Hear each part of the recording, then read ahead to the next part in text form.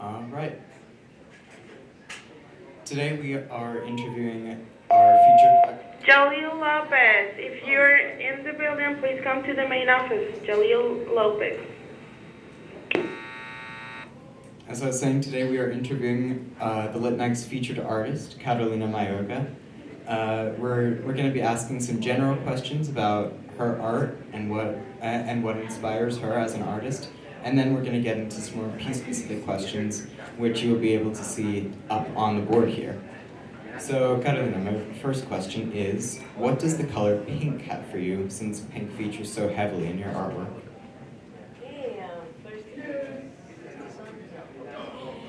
First of all, I want to thank you, Leo, and Scott, and everybody else for inviting me. This is great. The color pink is actually a very good question because I've been using the color pink for, I have an obsession with it for the last 10 years or so. And what's the meaning of it?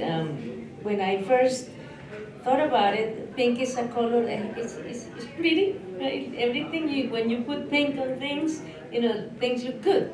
And the idea was to create some contrast in between saying or expressing something that is not as nice, as happy, as beautiful. But if you put the color pink on it, it looks a little better. It makes it a little more, easier to understand. So that's the reason why I started using the color pink. Actually, the reason was at first, like I said before, because I like the color. It's fun. And then I started adding all the meaning, all the ideas that how can you show something that is not as nice in a very nice and beautiful way. All right, thank you. That was a great question to start with. I'll pass it on to Jada now. All right, so the next question is, what is performance art to you? Performance art. I've been doing a lot of performance art. I call myself actually, I think it says some interdisciplinary, because I do a lot of different media. Performance art, it's part. If you guys know that, it's part of the visual arts. It's not performing arts. So it's not theater. It could be theatrical. It could be all sorts of different things. It could be improvised. But basically, performance art, it's another medium that I use to express some of the ideas. I see sometimes I feel like I need to do sculpture. Sometimes I feel like this would be better off, this kind of concept that I'm trying to push here, it would be better in a performance art piece. So it's another of my, expressive ways to say something, and it's a lot of fun. Thank you so much. I'm going to pass the mic back to you. So, our next question is, why are so many of your pieces or projects community focused? Why? Because I've always believed that art it should be for everybody, and I'm not the only one thinking that. There's many artists throughout our history that have tried to do that, to incorporate art. Back in the day, when we didn't have, a long time ago, art was part of communities. It was something that it was part of what people did, expressing themselves and all that, as opposed to, just for the elites, the people that go to galleries, museums, and all that. So I've always had that idea. The only thing that has changed throughout the years is that now I can do it more often. When I started my career, the art career is not exactly the easiest path to success or whatever. You never get there or whatever you call success. But it was harder for me to try to do all these community-based projects. Nowadays, I'm more like let's say, established artist. I get some funding from the government, and then I get community-based projects. I used to do this without funding too, so you can do it. But basically, my idea is like you can share and everybody can be an artist, and that's one of the artists that influenced my that thinking was Joseph Beuys, an artist from the '60s. He used to do that. He used to go to places. He founded a movement that was called Fluxus, and he would go places and he would invite the community. And the piece, actually, the actual artwork was the combination and the collaboration with the community. So that was very inspiring, and I've been trying to do that more often nowadays, going to places and share my artwork with the community and have them collaborate in the process. And so, just a follow-up question to that. You said, you've said your art in the community is aimed at concepts like inspiration and collaboration. Mm-hmm. But what specifically do you want your art to do for the community? Make him happy. Art makes you happy. Also, yeah, well, when was that? The first, I have a series of workshops, not workshops, projects that are called, maybe we could do, what, your name again? Jada, can you move to the 2020, please. Let's push that. Okay. Artidotes. You wanna? I love this screen. This is so you guys are so techy. I've done all these kind of things sometimes with a phone. When I walked here and you guys have all these crazy, beautiful, techy helps. So yeah, this is a project that I started in 2020. It's called Artidotes, and the whole idea. This was at the John Hisaoka Hillis Art Gallery in DC, and they have a program next to them that is for cancer patients, terminal patients, and they go there for all sorts of healing reasons. They have yoga there, but they also have this gallery, and I had a show there, and the show was a collaboration with different artists, and the idea was how art can be a healing tool, how you can use it as, if you, it makes you happy if you're sick or if you're not sick or if you're whatever. So I started with this concept of art available to all and as a healing tool, that you can use it as expression of yourselves. And then I did it. This is Artidotes, yeah, like antidotes, but Artidotes. Now I'm in Artidotes 3.0. Is my this year. It's starting this year, and it changes a little bit. This was all this gallery. The second one was a coloring book and a show at a public library with kids from the Mount Pleasant library, with that neighborhood in DC, where there's a lot of Hispanic community. So we did a bunch of different programs for the community. We created a color, if you want to move maybe 22, 23, the last one I think that's Artidotes. That's the last one. I don't even know what that is. Oh, this is paintings and other stuff. But yeah, we had a show. I invited artists to participate in a coloring book. We had a show at the Mount Pleasant Library. We had programs bilingual programs for all the community. So that, and then my third one, it's coming up. I'm gonna do another coloring book on the. I can get up. Sure. This one. This project is I'm going to create another coloring book. It's for the project on endangered animals species, only in this area, in the DMV area. And we have this project started in 2014 in Capitol Hill with sculptures created for the letters on the light poles of the neighborhood. We did one in 2014, it was 10 artists. Then we did other 10 in 2020, and this is going to be the third one by the National Zoo on Connecticut Avenue. So this is part of Artidos 3.0. I'm going to invite the other 9 artists and myself to create a coloring book, or I call it drawing coloring because sometimes I like people to add their own stuff to not just coloring. And so yeah, and it involves also film series, a couple of different things. All right, that was great. Thanks. Beautiful answer. Thank you very much. Thank you. What got you interested in art? Why? What got me interested?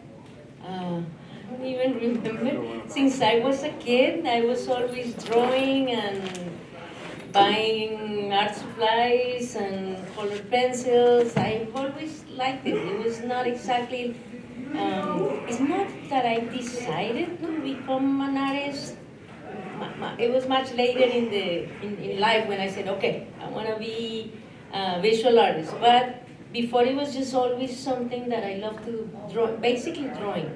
I would buy, and one of my best memories I have, my grandmother used to buy me all these colored pencils, and my aunt, here, this is one of my latest projects. The Tia Mari project. She's my aunt, and this is an old picture. That's me when I was doing my first communion back in the day. So she's a self-taught artist.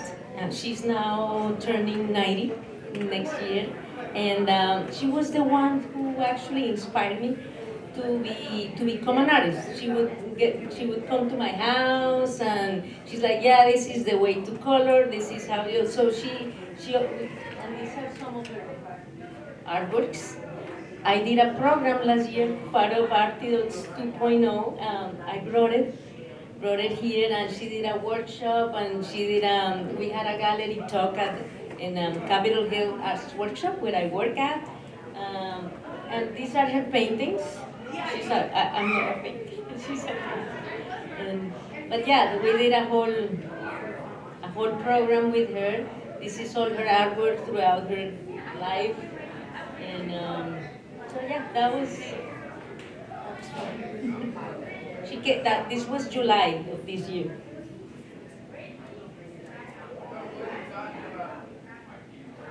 She taught us this technique. We did a workshop in Capitol Hill for adults, and she taught us because she's also a teacher. She teaches down there, not in like real like you guys here. She just invites friends to her house, and they get together and paint. And she taught us this technique. She cracks papers and to create some sort of like old aging kind of looking surface. And apparently she created this technique because I was trying, when she was coming, I was doing some research. I'm like, where did she learn that? I couldn't find it on any Google. She said, no, I created it. Of course, I'm sure some people have come up with that idea before.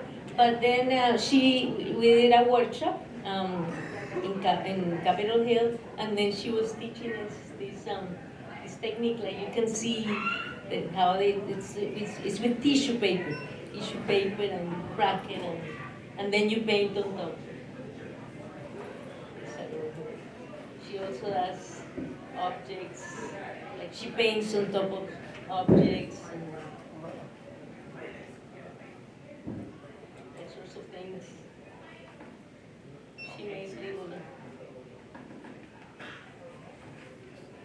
This was family members. Have you ever seen those? I don't think so. This is Salim. This is she said, I started this project in. Do I have time to talk about this project really quick, or should we move on to the next? Okay, so dolls, dolls. That's, Thank you. Even though you say you don't paint, I like how you can use your aunt's inspiration for what you do. Thank you. Yes, that was fantastic. All right, so our last general question for you is, and we've already kind of touched on this, but in your own words, you're an interdisciplinary artist, and in your definition, what does that mean? it means, I think I kind of like said that before, playing with a lot of different media. Before, I remember, I've been doing this for 20-something years. When I first graduated from school, my major from graduate school is sculpture. I'm supposed to be a sculptor. And back in the day, we're talking about the late 90s, and you were a sculptor, or you were a sculptress, or you were a painter, or you were a this or that, or a video artist. But nowadays, and I never had that connection with one medium. I was just like, this requires drawing, this requires video, this requires performance, so that's why I call myself interdisciplinary. But that's a concept that actually I started using more recently, because before it was all these labels. Nowadays, most people do it. Installation art, mixed with video, mixed with performance, projections, painting, all these sort of things. So that's why I feel like I'm more than interdisciplinary as opposed to just visual. Yes. All right, very cool. So now into the piece-specific questions. The Living Postcard was a part of a project called The Good American, which included photographs and interactive performances about immigration. What was the message you wanted to convey? Oh yeah, that piece, it should be there in 2014 maybe? Or, no, 2018.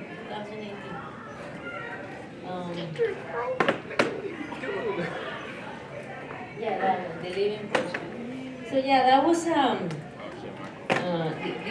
this curator, the Hurrick House. It's a house in DC that it's a historical building. I'm not gonna go through the history of the whole building, but this curator, Philippa Hughes, she invited a few of I think it was 10 artists to do some project in the Hurrick House.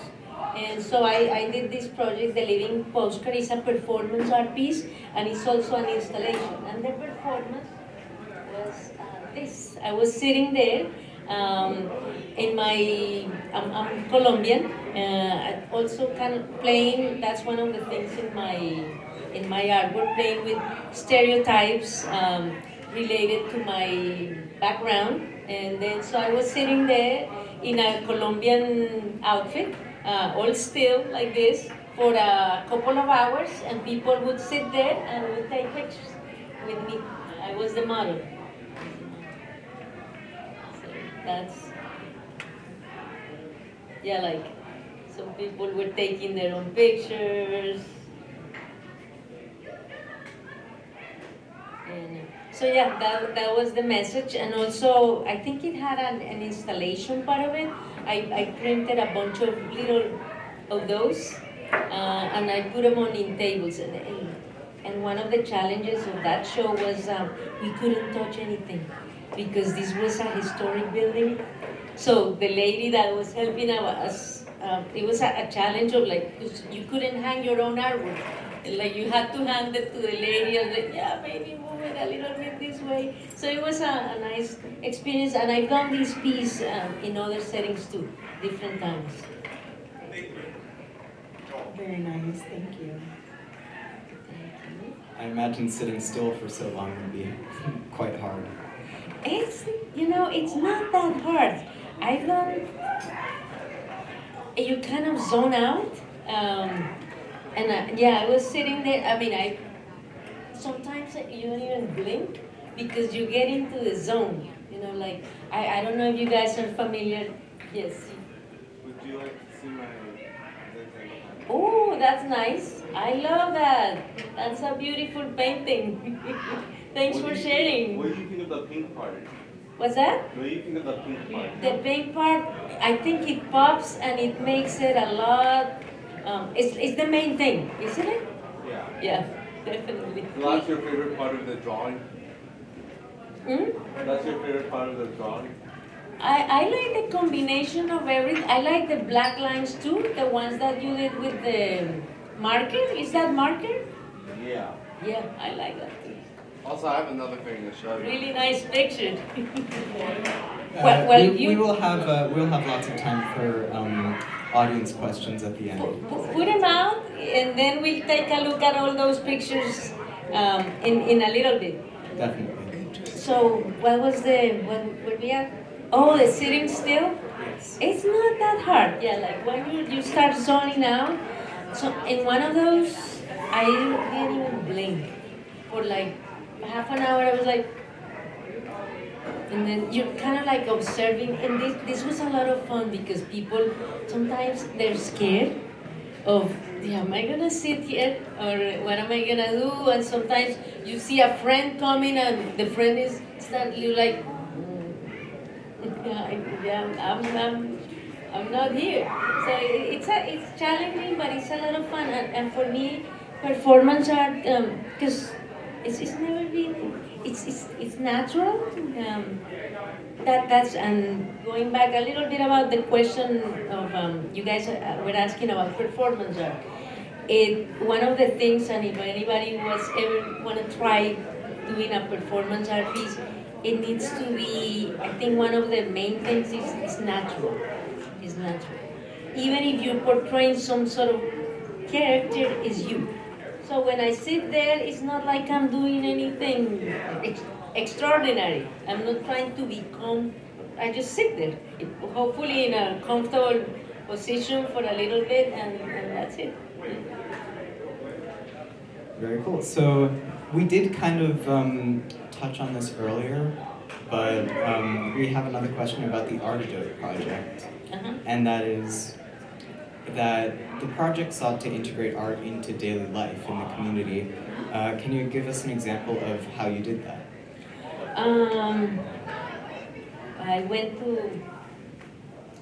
I've been to a bunch of places where I bring my art supplies. I bring sometimes like sheets of paper, we color, we draw.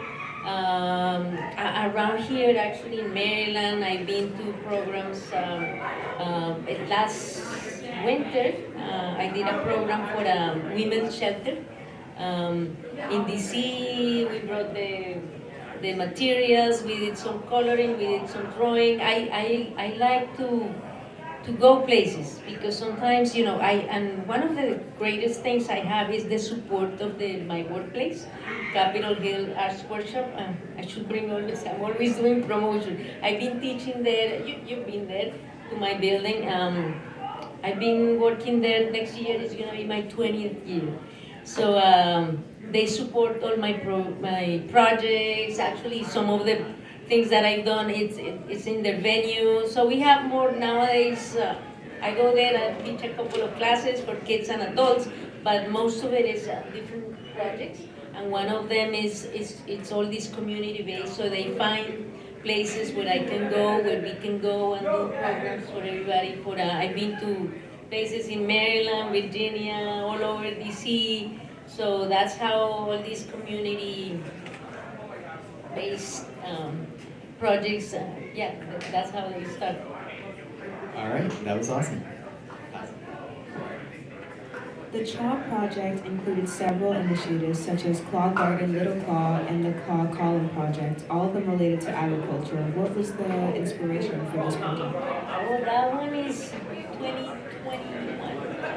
You can search that. Yeah, it's the facade. Oh, this. Yeah, that was one of the things they in CHO, that's how we call it, Capitol Hill Arts Workshop. They commissioned me to do the facade of the project. the facade, the main entrance of the building. And I participated in the first one. Back in 2009, we had some columns, the column project that you're talking about. I participated in that, but last year it was the 50-year anniversary. And that thing looked really bad because nobody had touched it since 2009. There were some old sculptures that were rotting, rusting, and the paint was terrible. So they said, Carolina, do you want to take over that? I said, sure. So in 2021, a couple of years ago, we created this, we did the whole, should we watch this? This is fun. So that's the one before. That's how.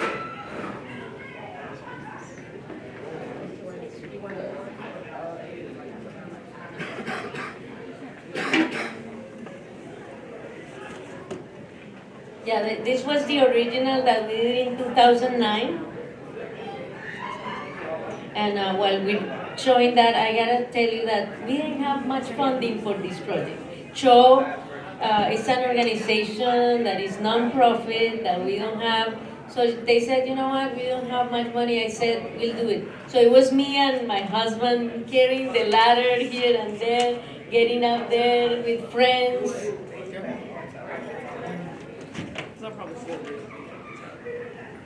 So I made those lights. They're acrylic, and they light up at night. We put a timer. We had to go up on the ceiling, almost die in one of those ladders. That's how we ended up looking.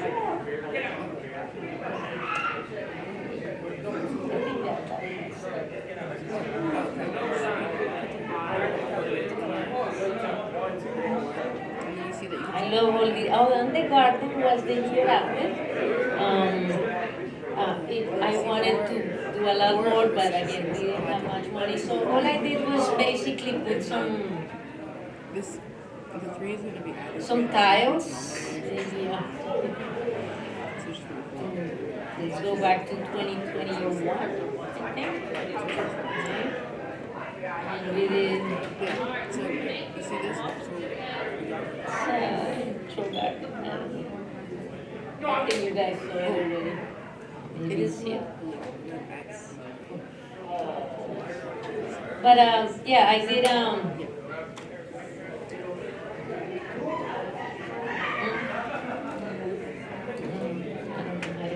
that's me. Because we couldn't reach. So I was like, how are we gonna paint that from the top? And so I was laying on my stomach with the thing. But it was a lot of fun. Yeah, this was some kidding. But yeah, then I did the garden, just a few tiles, and they became a little playful for the kids. When they come in, they wait there. And that was the whole thing. I think even with little funding, you were able to make something so beautiful and vibrant and happy, which I think is very commendable. And it's just gorgeous. And it was fun because also the neighborhood, it's like it's good for the people that walk by. They don't know exactly what's happening there, so they come and some neighbors yell at me though, because that's one of the other things. Just a little bit, when you do work outside, you never know how people are going to react. And so this guy said that I shouldn't be painting this, and then 10 minutes later he said, oh, it looks kind of nice. So it's all those things that also happen when you work outside. Thank you so much. That was fantastic. I really enjoyed having that time-lapse video up there. Craig, my husband is my documentator, all the website, that's all him. I don't do any of that. So your other project, Beautiful Facade, also seemed to center on like this specific type of architecture in combination with the color pink. What message did you want to get across with this project? That project, I think, Good morning. 10th grader Aiden Chin, please report to the attendance office. 10th grader Aiden Chin, please report to the attendance office. Thank you.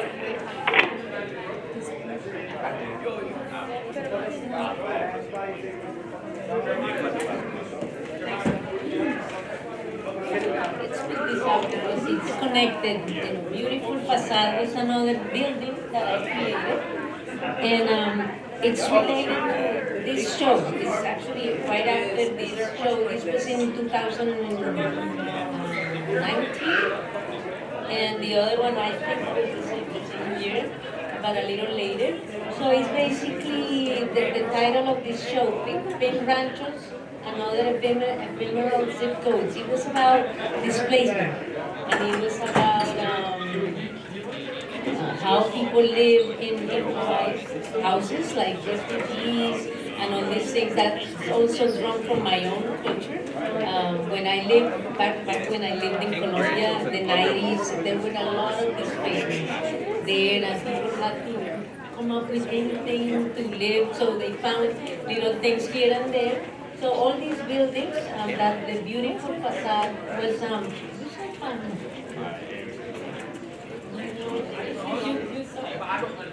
Oh, maybe I sent you the picture, but I didn't. It's not on my website.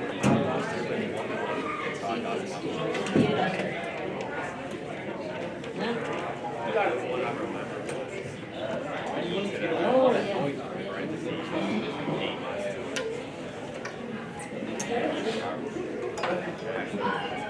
There it is, exactly. So this was for a group show. And the building is similar. I use just like scraps and different things, shims, pieces of cardboard.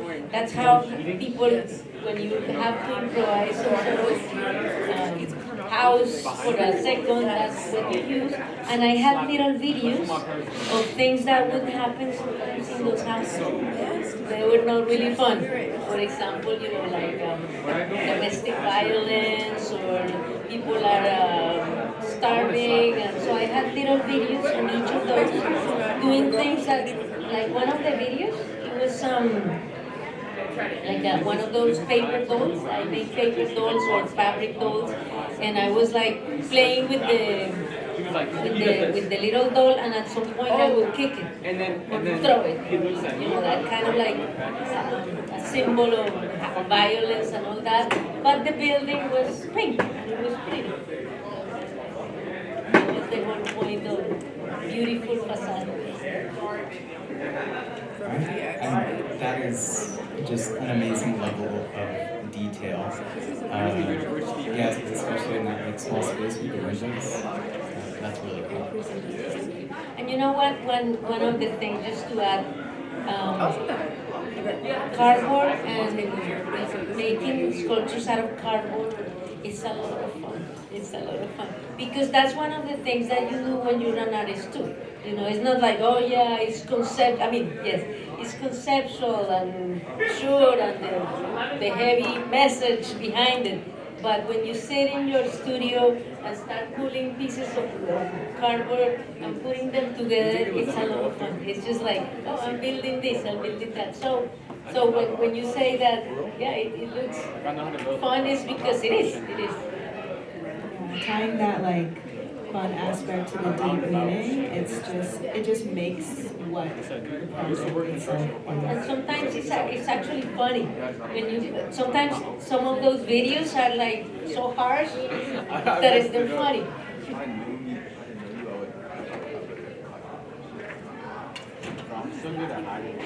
So, the Sale installation featured used clothing being sold at a discount with a connection to the previous owners. Can you shed some light on the meaning of this project?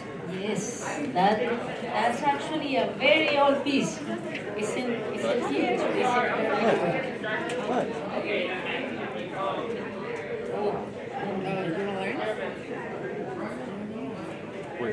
Learning is power. Yeah, this is my dark ages. Yeah, I was a little more I said that, I'm gonna set this in this year. It's gonna be excellent. say sad, I don't know, because that's also where you are in life. I was way younger. I had been here in this country for a few years only, and there was a lot when I lived in Colombia. When I was like 20 years old, there was a lot of violence. It was very heavy on the drugs and a couple of bombs going off all the time. Death, everywhere. Never touched my family or anybody, but you would see it all the time. So this piece, the Sail, it's inspired by people who died in any of those events. Bombs in Colombia. They were like driving by or walking by, and then some bomb came up and killed them. And this has little tags, that price tags, also combining with the idea of here how sell, right? Like the consumer is sell. So I basically was turning death into a sellable product. And then some of these had like the story, like a short story, or even the name, I don't remember the name of the person who died. This or that, Joe Doe, 1996. And then it was a performance art piece. No, yeah, it has the name, sale price, $3.99. That piece was actually very controversial because I did it at the Organization of American States in Washington, D.C. Actually, the Pink Ranchers was years after, but this was one of my first shows there, and this was a performance art piece. And then the lady, the protocols, the logistics, they said you cannot sell merchandise here. And the director of the museum, the lady that was curating the art, said, no, this is an art piece, it's a performance art piece. So I was not performing myself, this is my performance. It was a friend of mine, Greg, my friend Greg. I've known them since then. We worked together, and I told him, "Can you do the cashier?" So he was taking the money. People were buying this, but some people, as you can tell, they're not pretty because I treated them with like they look stiff and old and all that, and so some people would look at it and is this art? So it was very controversial in many different ways. No, I was just curious. Yeah, it's definitely different from your other festivals. Yes. My dark days. So unfortunately, the bell has rung and we do have to conclude this interview, but I'd like to say this was absolutely fantastic. Loved your answers. I think we all loved your art. And if there's any additional audience questions for right now, we'll be happy to take them. And this was great. Thank you so much for coming here. Thank you so much for inviting me. That was great. You ready to show me some of your... I don't think I need this anymore, right? Because one thing, I can project my voice. I don't usually need microphones. I hope I wasn't screaming. No, it's fine. I'm going to be careful.